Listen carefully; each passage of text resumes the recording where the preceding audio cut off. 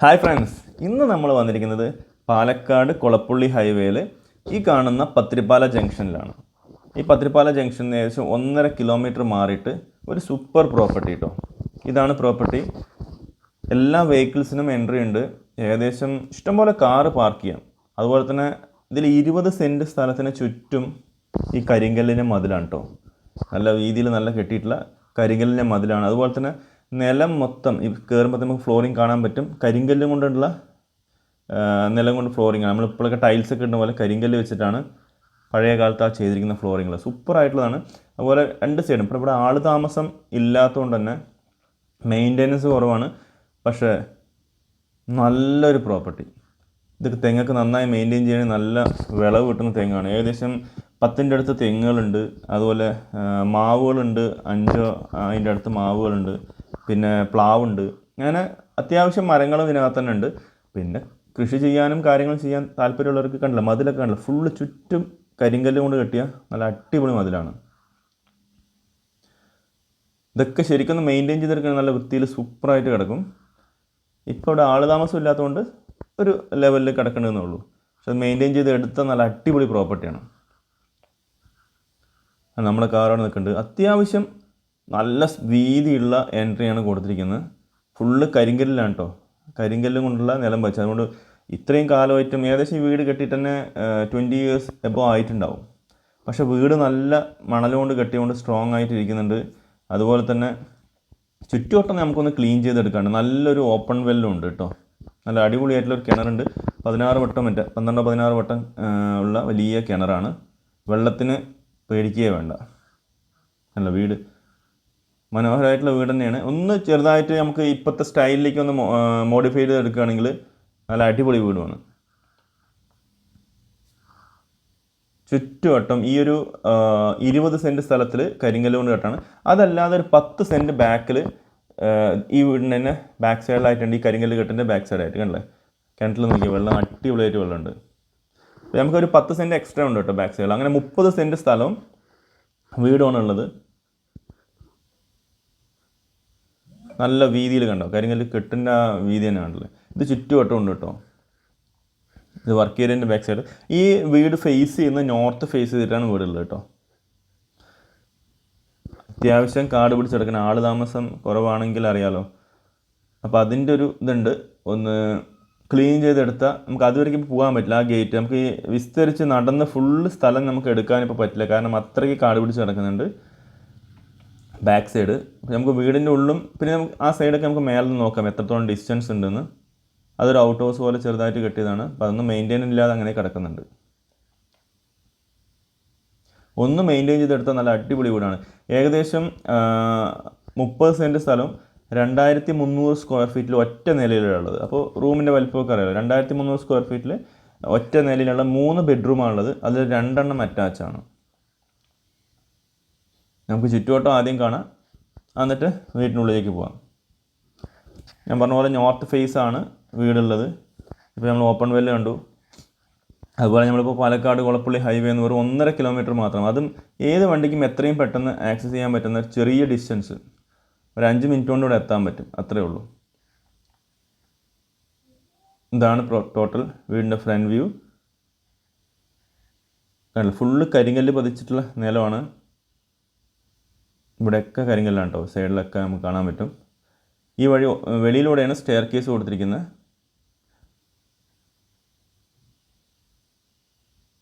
ഇത് ബാക്ക് സൈഡിലെ ഏരിയ കുറച്ച് എല്ലാം ഒന്ന് ക്ലീൻ ചെയ്തെടുക്കാറുണ്ട്, അത്രേ ഉള്ളൂ. ഇവിടെ സ്റ്റോറേജിൻ്റെ ഒരു സ്പേസ്.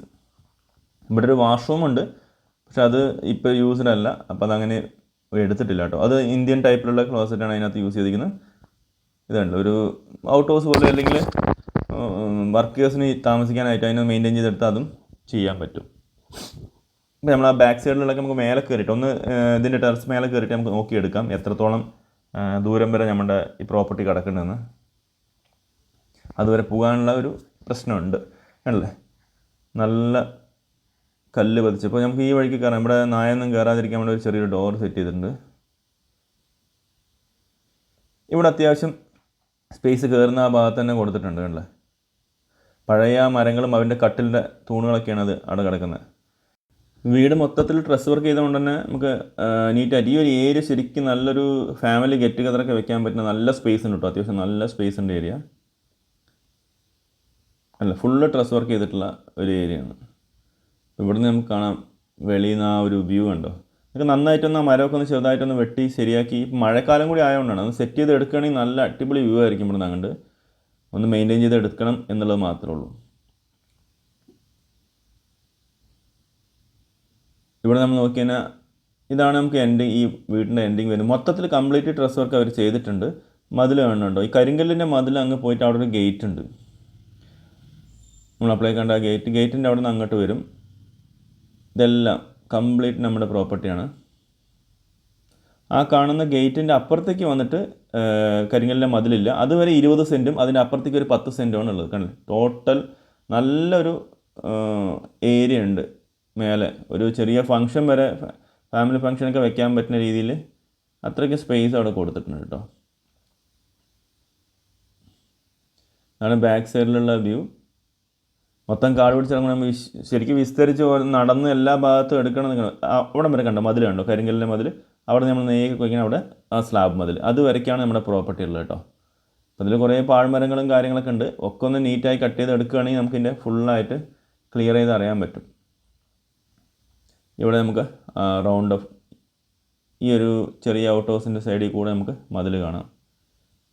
അവിടെയാണ് ലാസ്റ്റ് ആ പറഞ്ഞ ഏരിയ ഉള്ളത്. ഓക്കെ, വിശാലമായിട്ടുള്ള ഒരു ടെറസ് ഏരിയ കിട്ടുന്നുണ്ട്.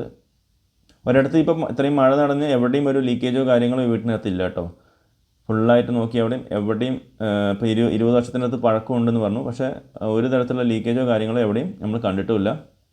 അവർ ഇടയ്ക്കൊക്കെ വന്ന് വീടിൻ്റെ ഉള്ളും കാര്യങ്ങളൊക്കെ ക്ലീൻ ചെയ്യുന്നുണ്ട്. അപ്പോൾ മഴക്കാലം ആയതുകൊണ്ട് ചുറ്റുവട്ടം ക്ലീൻ ചെയ്യാണ്ട് വെച്ചിരിക്കുന്നുള്ളൂ. അതും കൂടി ഒന്ന് ക്ലീൻ ചെയ്തെടുത്താൽ നല്ല നീറ്റായിട്ട് കിടക്കും. അത്രയും പ്രത്യേകിച്ച് വർക്കിൻ്റെ ആവശ്യമൊന്നുമില്ല. കാരണം ഫുള്ള് കരിങ്കല്ല് വെച്ച് നല്ല അടിപൊളിയായിട്ടുള്ള ഏരിയ. നമുക്ക് വീടിൻ്റെ ഉൾവശം കൂടി നോക്കാം. അപ്പോൾ നമ്മൾ വെളിയിലെല്ലാം കണ്ടു, വിശാലമായിട്ടുള്ള വെളിയെല്ലാം കണ്ടു. ഇനി നമുക്ക് ജസ്റ്റ് ഉള്ളിലേക്കൊന്ന് കയറാം. ഫുള്ളി ഫ്ലോറിങ് മൊത്തം മാർബിളാണ് കേട്ടോ. റെഡും ബ്ലാക്കും കലർന്നിട്ടുള്ള ഒരു ഷെയ്ഡുള്ള മാർബിളാണ് കംപ്ലീറ്റ് ആയിട്ട് യൂസ് ചെയ്തിരിക്കുന്നത്. കയറുമ്പോൾ തന്നെ അത്യാവശ്യം വിശാലമായിട്ടുള്ളൊരു സിറ്റ് ഔട്ട് ഏരിയ കിട്ടുന്നുണ്ട്. ഫുള്ള് ഗ്രില്ല് കൊണ്ടാണ് കവർ ചെയ്തിരിക്കുന്നത്. നമുക്ക് കാണാൻ പറ്റും. റോഡിൽ നിന്ന് ഡയറക്റ്റായിട്ട് വന്ന് ഒരു 5-6 കാറൊക്കെ സുഖമായിട്ട്, അതിലും കൂടുതൽ കാറുകൾ പാർക്ക് ചെയ്യാനുള്ള സൗകര്യം നമുക്ക് ഫ്രണ്ടിൽ കിട്ടുന്നുണ്ട്. പിന്നെ ഇവിടെ നിന്ന് അങ്ങോട്ട് കയറിക്കഴിഞ്ഞാൽ അതിവിശാലമായിട്ടുള്ള നല്ല തേക്കിൻ്റെ ഒരു ഡോറ്, അത് കഴിഞ്ഞാൽ അതിവിശാലമായിട്ടുള്ള ഒരു ലിവിങ് സ്പേസ് നമുക്കിവിടെ കിട്ടുന്നുണ്ട്. പഴയ കാലത്തുള്ള ചൂട് അധികം അടിക്കാണ്ട് ആ ടൈൽസ് പതിച്ചത് അതിലൊരു കേടുമില്ല കേട്ടോ. ഈ 10-20 വർഷമായിട്ടും ആ വീട് നല്ല രീതിയിൽ കാണാൻ പറ്റും, നല്ല രീതിയിൽ മെയിൻറ്റെയിൻ ചെയ്ത് വെച്ചിട്ടുണ്ട്. ഇപ്പോൾ ഇവിടെ നമ്മൾ കയറി കഴിഞ്ഞാൽ ഫസ്റ്റ് നമ്മൾ കയറുന്ന 3 ബെഡ്റൂമാണ് പറഞ്ഞു. ഇതാണ് ഫസ്റ്റ് ബെഡ്റൂം. എല്ലാ റൂമിലും മാർബിളാണ് അവർ ഇട്ടിരിക്കുന്നത്. ഇതാണ് ഇപ്പോൾ ഒരു ബെഡ്റൂം. ഇതിൽ മേലൊരു ഷെൽഫ് റാക്ക് കൊടുത്തിട്ടുണ്ട്. ഇതൊക്കെ ഒന്ന് മെയിൻറ്റെയിൻ ചെയ്ത് ഇപ്പോഴത്തെ സ്റ്റൈലിലേക്ക് കുറച്ചൊക്കെ മാറ്റിയെടുത്ത് കഴിഞ്ഞാൽ ഇനിയും സൂപ്പറായിട്ട് ഈ വീട് ഇനിയും കുറേ കാലം നിൽക്കും. ഇപ്പോൾ ഇവിടെ നമ്മൾ നോക്കിയെന്ന് വെച്ചാൽ ഒരു യൂറോപ്യൻ സ്റ്റൈലിലുള്ള ക്ലോസറ്റാണ് ഇവിടെ കൊടുത്തിരിക്കുന്നത്. അറ്റാച്ച്ഡ് ബാത്റൂമാണ്. ഇതിൽ ബൾബില്ല കേട്ടോ, അതുകൊണ്ട് കുറച്ചൊന്ന് ഇരുട്ടാണ് അവിടെ. ഇവിടെ അടുത്ത ബെഡ്റൂമാണ് വരുന്നത്. ഇത് നല്ല വലിയ, അതിനെക്കാട്ടിയും കുറച്ചും കൂടി വലുപ്പമുള്ളൊരു ബെഡ്റൂമാണ്. അത്യാവശ്യം ഫർണിച്ചേഴ്സൊക്കെ വെച്ചതുകൊണ്ട് സ്പേസ് നമുക്ക് കാണും. അത്യാവശ്യം വലുപ്പമുള്ള നല്ല ബെഡ്റൂം തന്നെയാണ്. സ്റ്റോറേജ് സ്പേസൊക്കെ ഉണ്ട്. ഇവിടെ ഇന്ത്യൻ ടൈപ്പിലുള്ള ക്ലോസറ്റാണ് കൊടുത്തിരിക്കുന്നത് കേട്ടോ.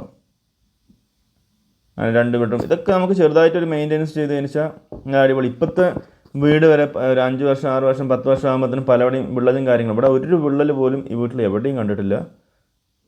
അതിൻ്റെ തൊട്ടടുത്ത് അടുത്തൊരു ബെഡ്റൂം.